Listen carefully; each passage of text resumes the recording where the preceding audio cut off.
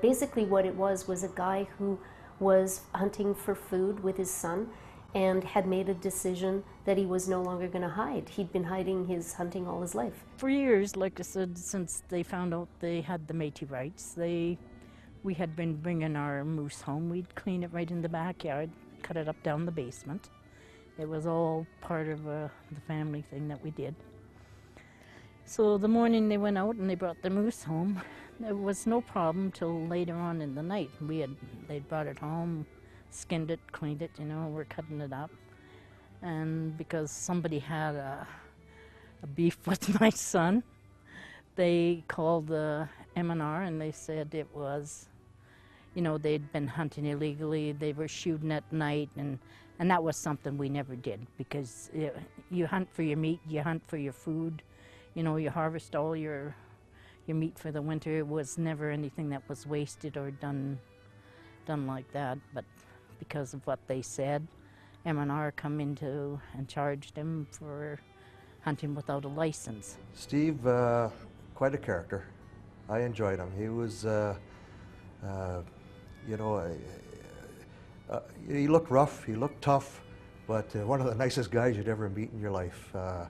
You know, to take on a case that affected not only him, his son, Roddy and Steve, but the whole Powley family, you know, I think was a big challenge. It was an enormous task to take on. We had no money. PCMNO was operating out of Tony's attic in Ottawa. And we did very well all the way up.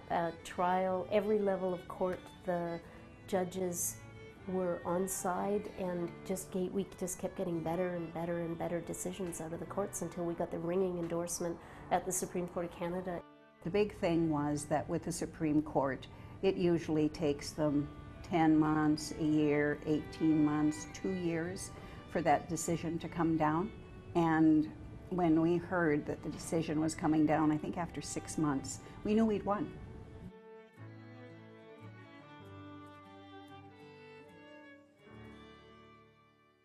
You know, Powley was to this day, it's a remarkable case in the sense that, you know, we ended up winning at every level. You know, right from the trial, you know, right through the Supreme Court of Canada, 14 judges have seen and heard the evidence, and we won at every level. It's a remarkable case in and of itself. It was the first time really that anyone said, yes, Métis people are still here, and Métis people do exist, and Métis people have continued our way of life.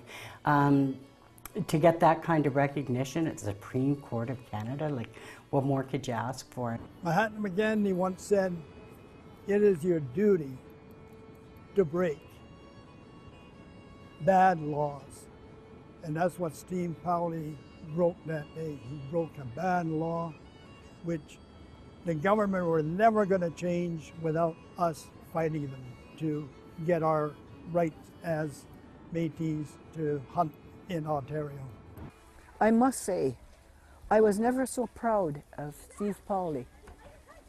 When he said, "The hell with it, I am going to be who I am, I'm going to hunt if I wanna. The Creator put that food there for me and I'll take it. You know, I'll let them know who I am." It was time that they realized that we are here as a nation of people, and we do have to exist, and we don't exist on only air, we have to eat. And the Powley case was a real good one. And when we all stood behind him, made him a strong person, which there'll be lots of Steve Powleys from now on that will say, well, if I need a piece of meat, I'm going to go out and get one, and that's it. But not to waste. Steve did not waste anything that he had. He went and got that meat, he was going to have it for the winter months.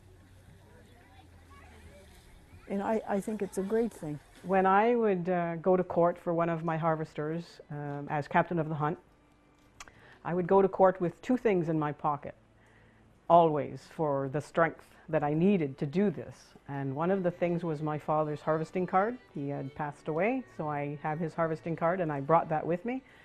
And Steve had given me a necklace. It was a dog tag with the infinity symbol on it, and he had given it to me after one of his wins, I remember where. We were at Tony Belker's house in Ottawa, and he had given it to me there. So I go to court with two things in my pocket, always. My father's harvesting card and Steve Powley's necklace. That's how much he means to me. That's how much he means to the Métis people. I've done this for my children. Me and my youngest son here, Rod, we discussed this problem and we said, well, let's go for it. Now my granddaughter, I mean, at 3 years old, she was grabbing a knife, heading to the basement to cut a chunk off a moose we had down there. And that's what it's for, it's my children.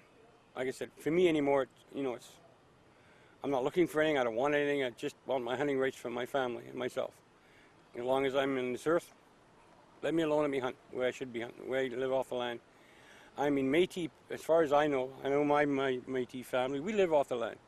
We eat the meat off the land, so but that's the reason I've done it, for my children and their children. I didn't see the bigger picture for all Métis at the time, I won't lie to you. But after the second court case, I started to see the broader picture, and after this last one, it's just, like I said, it's just scary how many people it's actually going to help. So, and I'm glad if I can do it.